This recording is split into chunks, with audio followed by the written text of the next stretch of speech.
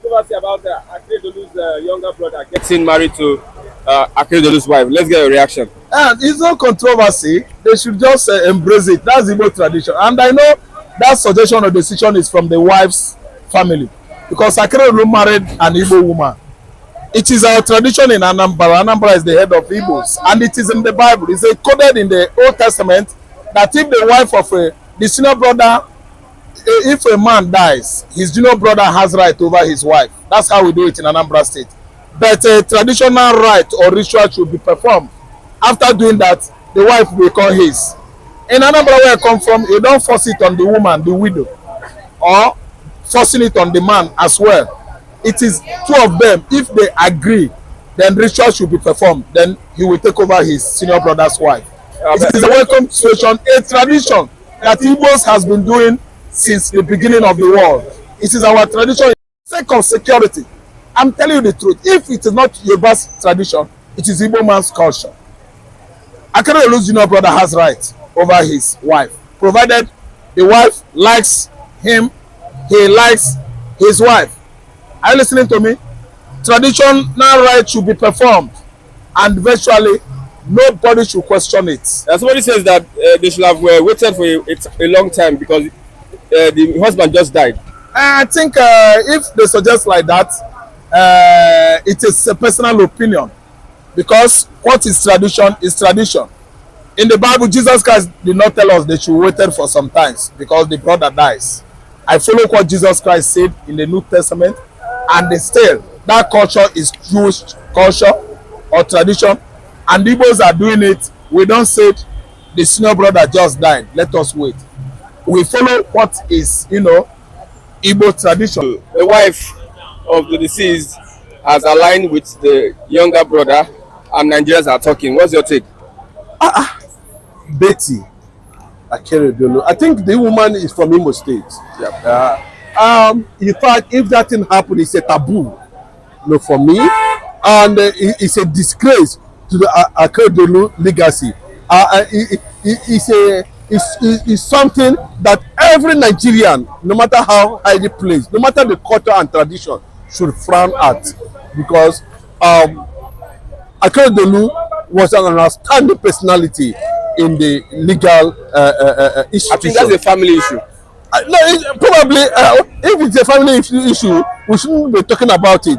We know that this is his husband, of course, was a public man. And how can we see this kind of a thing and you say we cannot discuss about it? Then why did they come out publicly and start posting whether it's coming from them or not? And Nigerians have continued to react, and that reaction, has put a kind of pressure on the identity of the kind of women, who anybody should take up as a wife. For Igbo land, I don't think it is right. For me, currently, it has not actually mourned Rotimi Akeredolu to my own satisfaction. Rotimi Akeredolu was an outstanding man. I know how that man labored when he was NBA chairman. I know how he fought for decency in the judiciary. I know how he fought a lot of legal incompetencies. I know how he fought for restoration of democracy in Nigeria. So Akeredolu is not somebody can just come on and tarnish his legacies he left behind because one woman wants to marry his. That's completely rubbish. I think women should come out and condemn it. Women in Nigeria should condemn that kind of act. What is I think she was up to 70 years. What is 70 years old woman looking for? You're supposed to sit down and build on Akeredolu's legacy.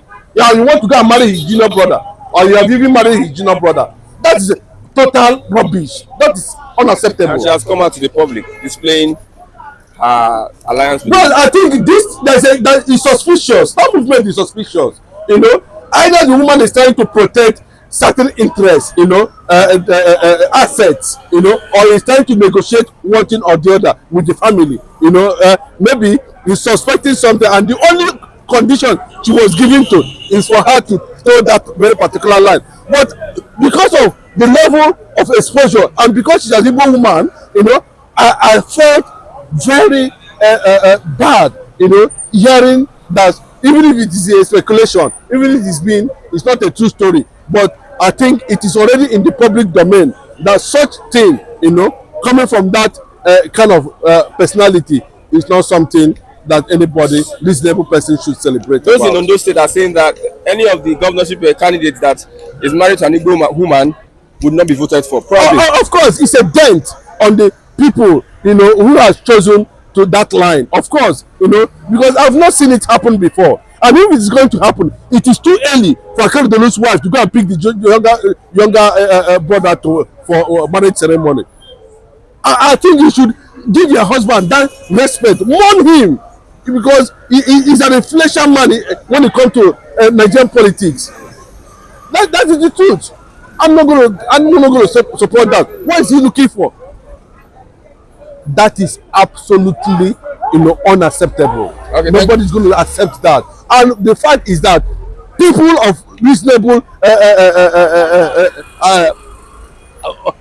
character, you know, should come out and question the rationale behind such decision. It's supposed to be condemned outrightly. Okay. Thank you very much. God bless you. Betty Akeredolu, it's all over the news that she has I don't know how to put it, but she's with the junior brotder of Akeredolu. Married, yeah, she'll be married to the Akeredolu junior brother. Yes, and let's get a reaction. Yeah, my reaction is as if it's a welcome development. Nevertheless, some people may not understand the tradition of Yoruba tradition, that if the elder brother of someone died and the wife is still available, you can marry the wife out to the junior brother of the deceased. It's a norm in Yoruba land. That's one Oshunoko. That's you get they will transfer the wife to the next. The next of kin to the brother. That's the junior brother of the deceased. So that what they did is instead of Madam Akeredolu, to be messing up all around, then the wife is, the junior brother is available. The junior brother of his husband, his late husband, is available to. I see nothing wrong. It's a call. Is it not too early? It's not too early. It's not too early. How many days is he going to use to mourn? How many years? The dead is dead. The dead is gone already. The man is gone already. So it's just only remembrance of his good work, his legacy that people should be. Or do you still expect her to be mourning up to now? You know, it's up to almost how many months now? You know, so Akeredolu died around I think how many months back? 4 or 5 months back, and it must have a month to mourn is not too, not too early. You know, some people in the states, they are not in good terms with the wife of Akeredolu. Who knows their enemy? Man, who doesn't have enemy? And now the little boy, we gave back to now, has started, generating enemies. Enemies have started generating themselves against it. You know, so Nigerian black man generally, you must have enemy. You must ask some people that they never see anything. Well, they said that she was the one that she has a hand in the death of the husband. All these allegations. What do you expect? What do you expect people to say? Somebody that gave back to the children, that's 4 vibrant children or 5 vibrant children, and they are doing well. So we now have a hand in the death of what they joined together, the effort they joined together to bring up those children. You see, this our African, we are so callous, we are so wicked people. This are black man.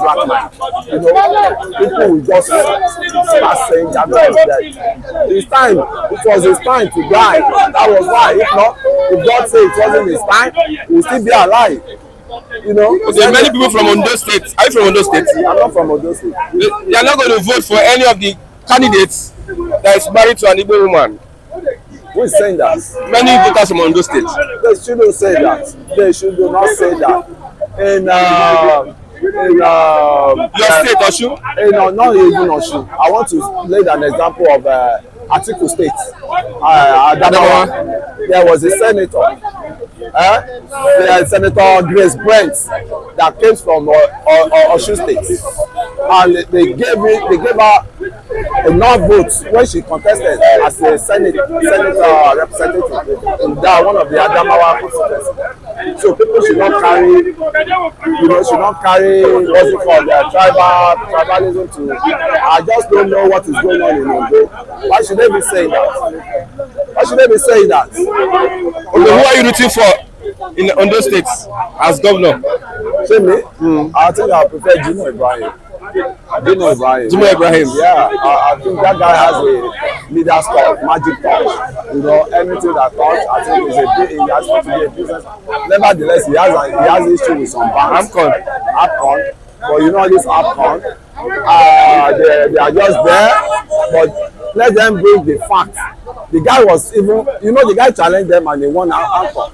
So Nigeria, if they want to bring you down, there's a way they can. Either they set EFCC, they set APCON after you, and all this. Somebody that has issues with APCON and is still working with it, and is still boasting that he has retrieved all his that it was even banks that are owing it. That it was banks that are owing it. You see all these big men, they are rival among them, and they always set themselves up. So I see that as a bit of wrangling. They always lead them to all this. Brian is still feeling fine. He's still intact. The liquid is still there for him, because if the liquid is not there. What about Akeredolu'S? I think Akeredolu'S should go and just go and relax, because he has spent one time with late Akeredolu. So he should go and relax as it is now. Okay.